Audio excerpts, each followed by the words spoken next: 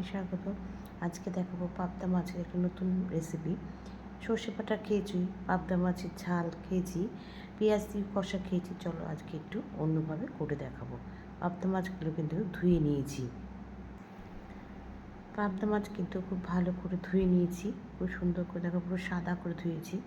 এবার পাবদা মাছে নুন, হলুদ আর কিন্তু একটু সর্ষের তেল দিয়ে মাখিয়ে রাখবো।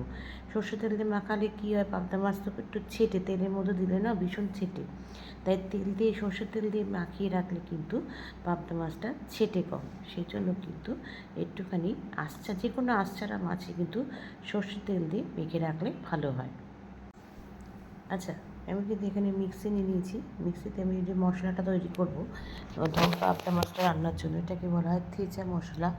এর মধ্যে আছে ধনেপাতা, নিয়ে নেব লঙ্কা, আর দেব রসুন কুচি, কয়েক কোয়া রসুন দিয়ে কিন্তু পেস্ট করে নেব। আর এটাই কিন্তু মশলা, আর কিছু আমি এখানে ব্যবহার করব না। দেখো দিয়ে দিচ্ছি 2টো কাঁচা লঙ্কা, আর দিয়ে দেবো এখানে কয়েক কোয়া রসুন। কড়াইতে দেখো সর্ষের তেল দিয়ে দিয়েছি। আর সর্ষের তেলটা কিন্তু আগে ভালো করে গরম করে নিতে হবে, তারপরে কিন্তু গ্যাসটা কমিয়ে দিলে হবে। কিন্তু প্রথমে কিন্তু ধোয়া ওঠার মতন তেলটা গরম করে নিতে হবে, তাহলে কি পাবদা মাছটা না কড়াইতে লাগে না। সেই জন্য একটুখানি তেলটা ভালো করে গরম করে নেবে। এবার দিয়ে দিয়েছি, তেল গরম হয়ে গেছে, মাছগুলো ছেড়ে দিয়েছি। পাবদা মাছটা কিন্তু ভাজা হয়ে গেছে।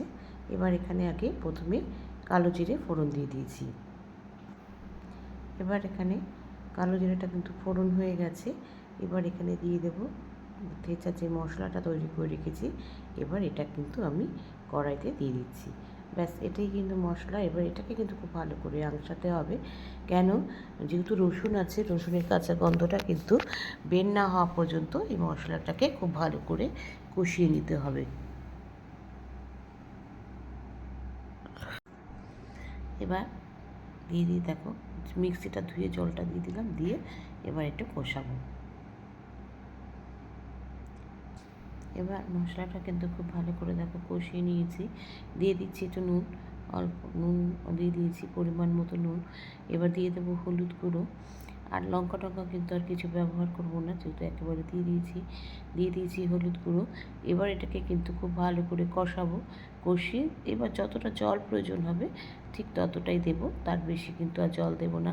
দেখো আমার কিন্তু মশলা থেকে তেল ছাড়তে শুরু করে দিয়েছে, তার মানে মশলাটা কিন্তু আমার কষানো হয়ে এসেছে। এবার এখানে জল দিয়ে দিয়েছি। জলটা কিন্তু আমি পরিমাণ মতো, যেহেতু মাছ বেশি না, সেই পরিমাণ মতন আমি জলটা ব্যবহার করব। এবার দেখো তেল ছেড়ে দিয়েছে, আমি কিন্তু ঝোলটা ফুটে গেছে। এবার এখানে পাবদা মাছগুলো দিয়ে দিচ্ছি একটা একটা করে। আর ঝোল কিন্তু বেশি দিনই, কেননা মাছটা যেহেতু বেশি না, সেরকম ঝোলও বেশি না, এগুলো একটু মাখা মাখা শুকনো শুকনো খেতে ভালো লাগে। সেই জন্য এরপরেও কিন্তু এটা একটু ফুটবে ঝোলটা, তারপরে কিন্তু এটাকে নামিয়ে নেব। এবার দেখো মাছগুলোকে একটু ঝোলের মধ্যে ডুবিয়ে দিচ্ছি, যাতে মাছের মধ্যে মশলার গন্ধটা চলে যায়, তাহলে খেতে কিন্তু আরও টেস্টি হবে। এবার মাছটা ফুটে গেছে, ঝোলটাও কিন্তু ফুটে গেছে, আমার কিন্তু রান্না কমপ্লিট হয়ে গেছে। আর কিন্তু এখানে কোনো ফাংশন নেই। এবার গ্যাসটা আমি বন্ধ করে দেবো।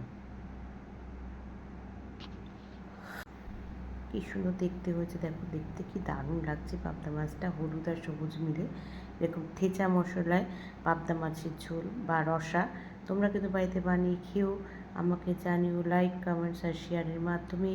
তোমরা যারা আমার চ্যানেলটাকে সাবস্ক্রাইব করে আমার সঙ্গে রয়েছো, তাদের জন্য রয়েছে অসংখ্য অসংখ্য ধন্যবাদ। আর যারা এখনও করোনি, তারা প্লিজ চ্যানেলটাকে সাবস্ক্রাইব করে আমার সঙ্গে থেকো। তোমরা সবাই সুস্থ থেকো, সাবধানে থেকো, ভালো থেকো।